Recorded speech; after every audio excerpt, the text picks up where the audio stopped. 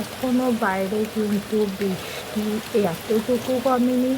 আর দেখতেই পাচ্ছ, মানে দেখতে পাচ্ছ না, শুনতেই পাচ্ছ ব্যাঙের গাঙড় গাঙড় আওয়াজ।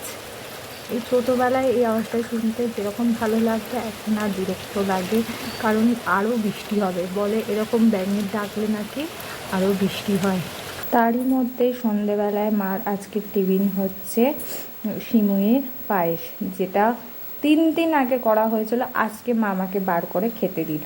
মানে যতক্ষণ না জিনিস পচা হয় না, ততক্ষণ আমার মা খেতে দেয় না, বুঝতে পারে, এরকম হয়। দাঁড়াও, মার কাছে শোনা কেন এরকম করে। কি হলো, জিনিস না পচিয়ে তুমি কি খেতে দেবে না আমাকে? আমি ফ্রিজে ওই জন্য খাবার রাখি না, ফ্রিজে রাখলেই আমি ভুলে যাই খাবার সব সময় জিনিস পচে যাবে, তারপর তুমি খেতে দেবে? আমি বের করতেই ভুলে যাই রে। এই এখন আমি ফ্রিজের থেকে কি বের করতে গিয়ে আমি দেখলুম, তাই বের করে আমিও খেলুম, ওকেও দিই।